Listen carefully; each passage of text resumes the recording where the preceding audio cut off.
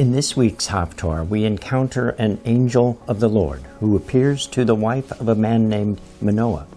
She is barren, having no children. The angel has a special message for this woman. She is to have a son. This would not be just any son, but would be a special son, set apart for a special purpose. Look at Judges 13, 2 through 5. Now there was a certain man from Zorah, of the family of the Danites, whose name was Manoah, and his wife was barren and had no children. And the angel of the Lord appeared to the woman and said to her, Indeed, now you are barren and have borne no children, but you shall conceive and bear a son. And now therefore, please be careful not to drink wine or similar drink, and not to eat anything unclean. For behold, you shall conceive and bear a son, and no razor shall come upon his head, for the child shall be a Nazarite to God from the womb, and he shall begin to deliver Israel out of the hands of the Philistines. Now this special son is none other than Samson, whose name is not mentioned until the very end of chapter 13. But there are some very interesting things in this Haftarah that are worth exploring. Now, why were Manoah and his wife chosen to bring forth this miraculous child? But most importantly, who is the angel of the Lord? I'm Dan Cathcart, and this is Ancient Perspectives.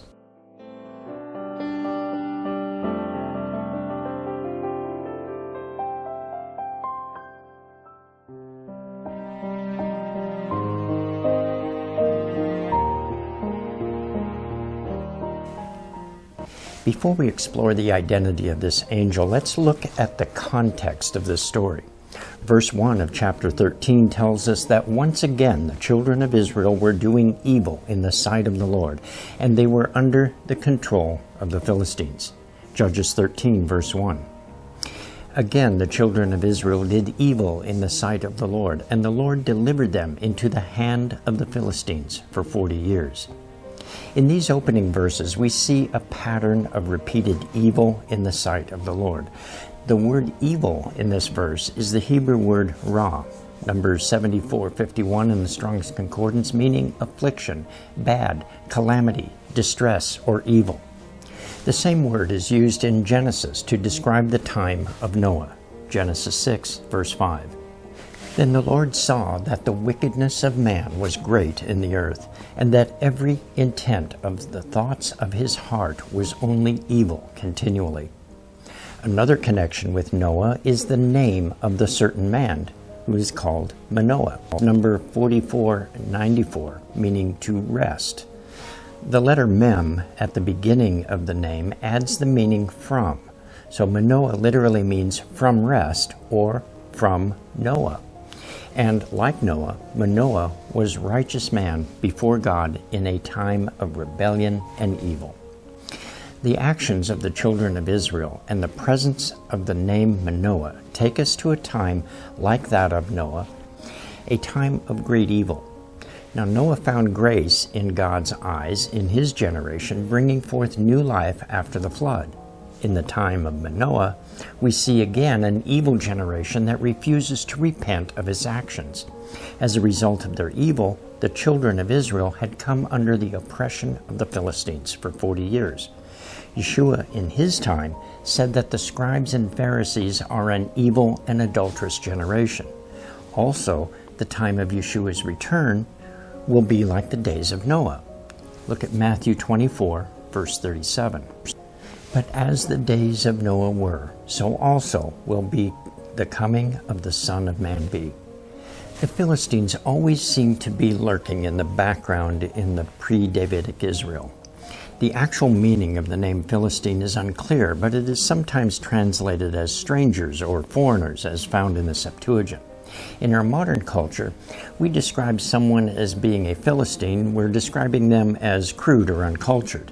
But the ancient Philistines, although rather warlike and a constant thorn in the side of the people of Israel, are anything but uncultured, as recent archaeological evidence has revealed. As we continue, verse 5 of our reading indicates that this special son, to be born of a barren wife of Manoah, will be a Nazarite. The Associated Torah portion for this week, Numbers 4:21 through 7:89, contains the teaching about the Nazirite vow. From even before birth, the woman's son will be a Nazirite and will be dedicated for a great purpose of God. After the angel appeared to her, bringing her news of this miraculous birth, the woman went to tell her husband about the experience. Judges 13:6 through 7. So the woman came and told her husband, saying, "A man of God came to me, and his countenance was like the countenance of the angel of God. Very awesome, but I did not ask him where he was from, and he did not tell me his name. And he said to me, 'Behold, you shall conceive and bear a son. Now drink no wine or similar drink, nor eat anything unclean, for the child shall be a Nazirite to God from the womb to the day of his death.'" One of the outstanding biblical reasons for a visitation of an angel is to announce the birth of someone important. There are several examples of this. An angel appeared to Hagar, also to Sarah, and to Rebekah and Hannah. In addition, the angel of the Lord also appeared to Zechariah, whose wife Elizabeth was barren. Elizabeth gave birth to John the Baptist. The angel also appeared to Miriam, the mother of Yeshua. Luke 1:26 through 31. Now in the 6th month, the angel Gabriel was sent by God to a city of Galilee named Nazareth, to a virgin betrothed to a man whose name was Joseph, of the house of David. The virgin's name was Mary. And having come in, the angel said to her, "Rejoice, highly favored one. The Lord is with you. Blessed are you among women." But when she saw him, she was troubled at his saying, and considered what manner of greeting this was. Then the angel said to her, "Do not be afraid, Mary, for you have found favor with God. And behold, you will conceive in your womb and bring forth a son, and shall call his name Jesus," or Yeshua. The text of our Haftarah tells us that Manoah's wife was barren. There are several such barren women who are granted the gift of bearing a son, such as Sarah, Hannah, and Elizabeth. Each of these were godly women, yet barren. The Expositor's Bible commentary points out, since the Israelites considered children as a gift from God, they viewed barrenness as a mark of divine disfavor. To die childless was tragic indeed. The angel appearing to Manoah's wife brought two messages to her. First was the future birth of a son. Also, one must note that there is no rebuke for her. She had done nothing wrong to cause her barrenness. The second thing the angel tells her is that the son will be a Nazirite from birth, and even before birth. Now this would require that she would become a Nazirite as well. The word Nazirite comes from the Hebrew word Nazir, number 5139, meaning separate or consecrated. One who takes a Nazirite vow is totally dedicated or consecrated to God for a special task. First Fruits of Zion in their work Torah Club, Volume 3, explains the primary requirements of the Nazirite. In order to accomplish this dedication, the Nazirite was required to observe three things. Number 1, total abstinence from grapes or all grape products. 2, refrain from cutting his hair during the time of the vow. And 3, avoid coming near a corpse. Any breach of these stipulations nullified the period of consecration, and a new beginning had to take place. There are only a few references in Scripture of a person or persons having taken a Nazirite vow. One that stands out the most is recorded in 1 Samuel, where Elkanah and his entire household take the vow. 1 Samuel 1:20 through 21. So it came to pass in the process of time that Hannah conceived and bore a son, and called his name Samuel, saying, "Because I have asked for him from the Lord." Now the man Elkanah and all his house went up to offer to the Lord the yearly sacrifice and his vow. Another prime biblical example of those taking a Nazirite vow is recorded in the book of Acts concerning the Apostle Paul. Acts 21:22 through 24, and skipping to verse 26. What then? The assembly must certainly meet, for they will hear that you have come. Therefore, do what we tell you. We have 4 men who have taken a vow. Take them to be purified with them, and pay their expenses, so that they may shave their heads, and that all may know that those things which they were informed concerning you are nothing, but that you yourself also walk orderly and keep the law. Then Paul took the men, and the next day, having been purified with them, entered the temple to announce the expiration of the days of purification, at which time an offering should be made for each one of them. There's no specific provision for a person to be a Nazirite from birth. This child, to be born of Manoah's wife, was to be unique. Verse 5 gives us a hint to the special task set aside for the child. He is to deliver Israel out of the hand of the Philistines. It was an important enough task that Manoah and his wife were told what the task would be even before the child was born. Manoah listened to his wife's account of this visit of the angel and prayed, seeking additional knowledge about this special child that they would be blessed with. Look at Judges 13, verse 8. Then Manoah prayed to the Lord and said, "O my Lord, please let the man of God whom you sent come to us again and teach us what we shall do for the child who will be born." In his prayer, Manoah calls this visitor a man of God, clearly recognizing him as being in human form. The angel or man again appears to Manoah's wife while in the field, and she quickly goes to retrieve her husband. Judges 13, 9 through 11. And God listened to the voice of Manoah, and the angel of God came to the woman again as she was sitting in the field. But Manoah, her husband, was not with her.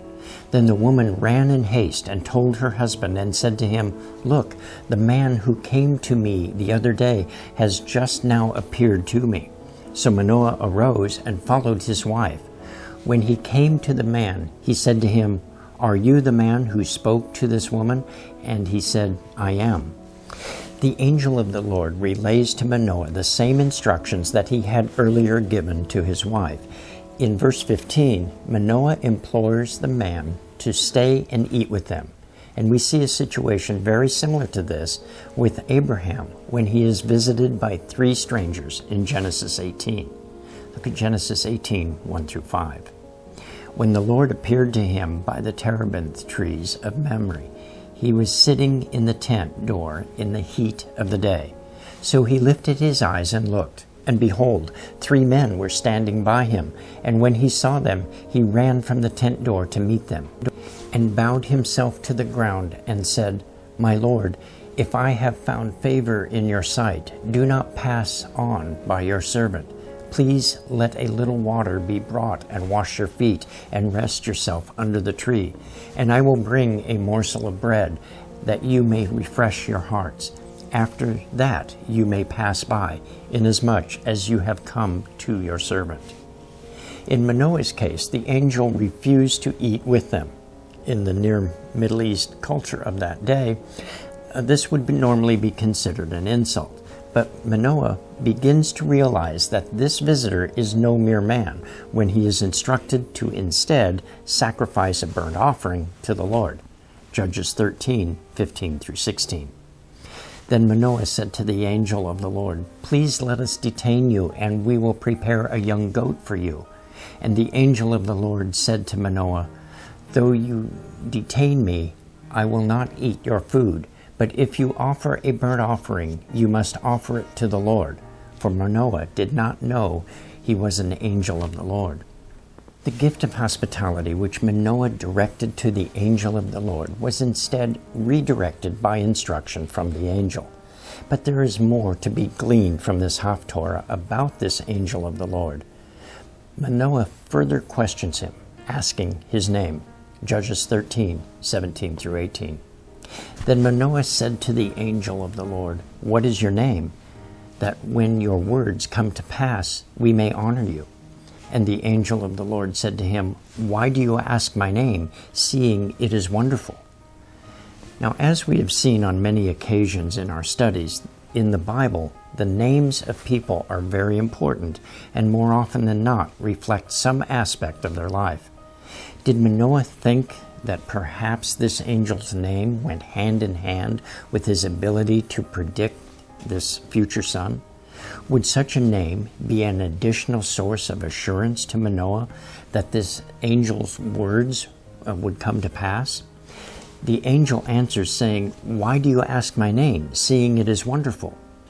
The angel avoids a direct answer, very similar to what the angel did in dealing with Jacob in Genesis 32, verse 29. Then Jacob asked, saying, "Tell me your name, I pray." And he said, "Why is it that you ask my name?" And he blessed him there. In Manoah's case, what was it that was wonderful? Was it the work that the angel performed in predicting Manoah's future son? Or was the name of the angel too wonderful for Manoah to know? The Hebrew word translated as wonderful in verse 18 is peli, Numbers 63:83, meaning remarkable, secret, or wonderful. It's from a primitive root word, pala, which means difficult or hidden. It would more likely be an attribute or characteristic of the angel of the Lord rather than a direct name. The same word is used by Isaiah in reference to the Messiah. Look at Isaiah 9, verse 6. "For unto us a child is born, unto us a son is given, and the government will be upon his shoulders, and his name will be called Wonderful, Counselor, Mighty God, Everlasting Father, Prince of Peace." As we read on in our Haftarah, we see that Manoah did indeed make a burnt offering to the Lord, and Manoah and his wife witnessed something extraordinary. Judges 13:19 through 21. So Manoah took the young goat with the grain offering and offered it upon the rock to the Lord. And he did a wondrous thing while Manoah and his wife looked on. It happened as the flame went up toward heaven from the altar. The angel of the Lord ascended in the flame of the altar. When Manoah and his wife saw this, they fell on their faces to the ground. When the angel of the Lord appeared no more to Manoah and his wife, then Manoah knew that he was the angel of the Lord. So who is this angel of the Lord? Was he the same angel who visited Jacob? Was he the angel who visited Abraham in Genesis 18? Was he the angel who again visited Abraham on Mount Moriah when Abraham was about to sacrifice Isaac? Was this the same angel who appeared to Moses at the burning bush? But with many of these instances, as well as others, the scriptures say that it was the Lord himself who spoke. Was Manoah actually speaking with the Holy One? How about Abraham and Moses? Now, it doesn't take long before we get the impression that the angel of the Lord is indeed some kind of appearance of the Holy One himself. Now, perhaps this angel of the Lord is the Memra, or the Word, as John puts it in his Gospel. John 1:1 and 2.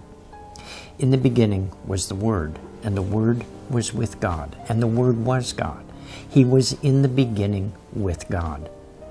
Both Manoah and his unnamed wife were convinced that they had been visited by the Holy One himself. When they witnessed the angel of the Lord ascend to heaven on the flame of their burnt offering, they immediately fell on their faces on the ground and believed without reservation. In conclusion, there is one other aspect of the word translated as wonderful in verse 18 that we should consider.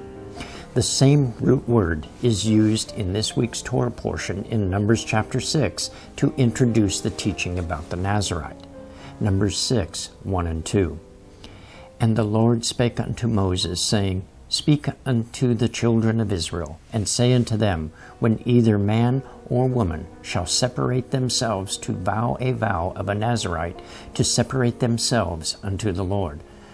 Now the term shall separate is also the Hebrew word palah. Perhaps when Manoah heard the angel of the Lord respond to Manoah's question about his name, Manoah understood a deeper implication of the word palah.